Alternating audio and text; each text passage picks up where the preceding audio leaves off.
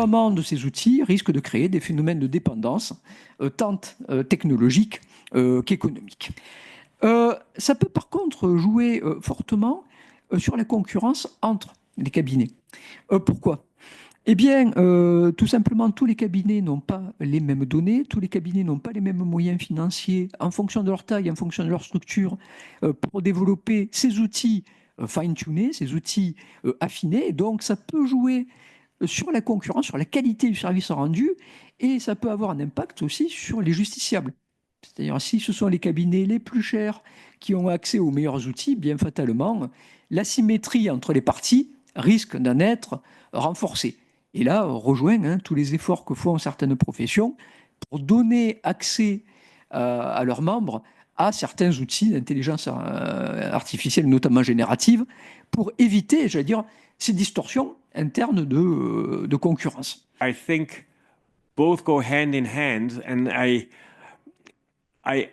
think it depends on the situation, but probably, but I don't know the French market in detail. But given that you have already done considerable efforts on entry liberalization, and if you do not notice big issues in terms of coverage, so that there's no profitability issues, it seems a good moment to consider a deeper reform on price regulation. En se concentrant sur la population entrante, on peut à la fois déjà caractériser les stratégies d'installation et les stratégies de croissance des offices, des nouveaux offices liés à la loi Macron. Et puis, à partir notamment de leurs difficultés, on peut essayer d'estimer les réactions des notaires qui préexistaient à la loi croissance et du coup, les réactions ici en termes de fermeture de marché, en termes de comportement prédateur, etc.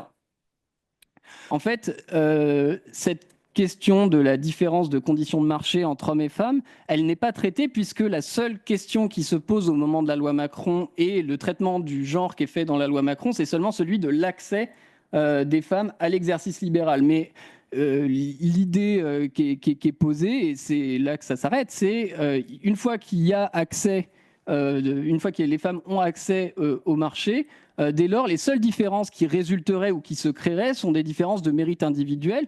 Là, ce qu'on observe, c'est que ça ne peut pas être que ça, manifestement, puisqu'il y a des stratégies différenciées, il y a des différences de chiffre d'affaires qui sont suffisamment grandes pour écarter tout doute là-dessus.